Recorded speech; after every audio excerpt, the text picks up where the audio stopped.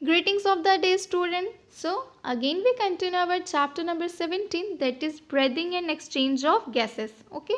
So, in this video our topic is transport of gases. So, let's start today's topic. So, student gases का transport कैसे होता है? तो यहाँ पे हम कौन से गैस की बात कर रहे हैं? ऑब्वियसली बात है, हम रेस्पिरेटरी सिस्टम की स्टडी कर रहे हैं, तो हम कौन से गैस की बात कर रहे होंगे? O2 and CO2. Okay, O2 और CO2 की ही बात कर रहे हैं, क्योंकि ऑक्सीजन को ही हमारी बॉडी की ज़रूरत है और CO2 जो है वो रिलीज आउट होता है. ओके, तो यहाँ पे ये जो O2 और CO2 गैस है, इसको ट्रांसपोर्ट होने के लिए कोई ना कोई मीडियम की ज़रूरत है, कोई ना कोई माध्यम, कोई ना कोई सोर्स की ज़रूरत है जिसके थ्रू ये ट्रांसपोर्ट हो सके. ठीक है ना, पूरे बॉडी में ट्रांसपोर्ट हो सके. तो वो मीडियम कौन सा है, वो सोर्स कौन सा है? तो कोई ना कोई कनेक्टिव सेल होंगे या कनेक्टिव टिश्यू होगा जिसके थ्रू ये क्या हो सके, ट्रांसपोर्ट हो सके. तो वो कनेक्टिव सेल्स कौन है? वो कनेक्टिव सेल है ब्लड. ओके, हमारे बॉडी में ब्लड है जो कि क्या करके रखा है, पूरा ऊपर से लेके नीचे तक हमारी बॉडी को क्या करके रखा है, कनेक्शन प्रोवाइड किया है, कनेक्ट करके रखा है ना. कोई भी चीज़ लाइक ग्लूकोज है या फिर कोई भी एनर्जी गिविंग चीज़ें हैं, वो किसके थ्रू ट्रांसपोर्ट होती हैं हमारे पूरे बॉडी में? ब्लड के थ्रू ही ट्रांसपोर्ट होती हैं. ओके, तो वही चीज़ बता रहा है कि ये जो गैसेस हैं उनका ट्रांसपोर्ट भी किसके थ्रू हो रहा है? ब्लड के थ्रू, जो कि एक कनेक्टिव टिश्यू है. ओके, तो चलिए देखते हैं. Blood is the medium of transport of O2 and CO2. तो देखिए यहाँ फर्स्ट लाइन में ही बता दिया कि जो ब्लड है वो क्या है, एक मीडियम है. किसका मीडियम है?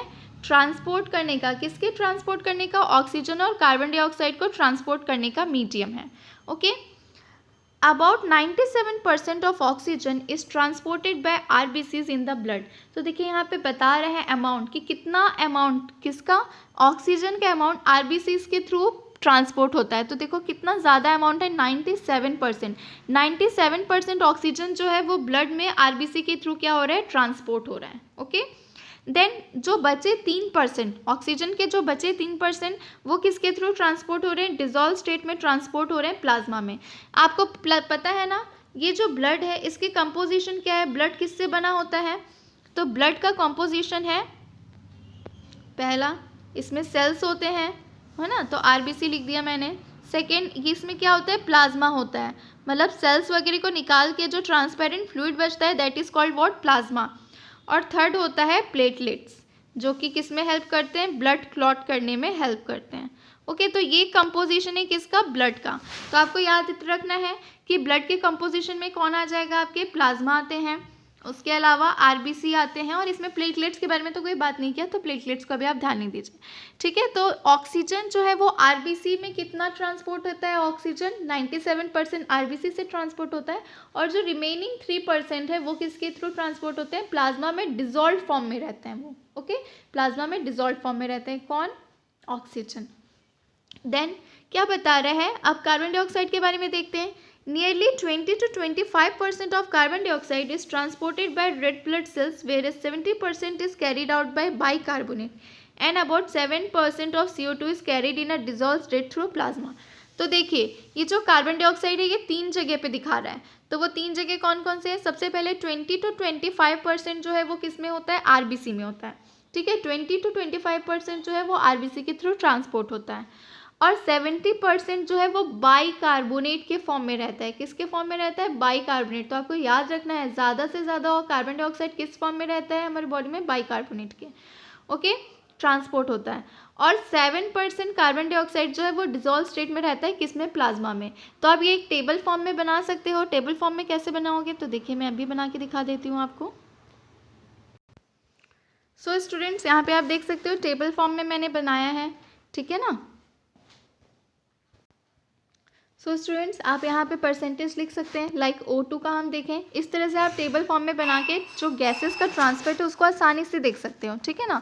तो ऑक्सीजन जो है RBC के थ्रू कितना ट्रांसपोर्ट होता है? तो हमने देखा था कितना परसेंट होता है? 97% वो ऑक्सीजन के ऑक्सीजन जो है वो रेड ब्लड सेल्स के थ्रू ट्रांसपोर्ट होता है पूरे बॉडी में. ठीक है, और प्लाज्मा जो होता है वो प्लाज्मा में डिजॉल्व फॉर्म में रहता है ऑक्सीजन. तो कितना परसेंट? 3%.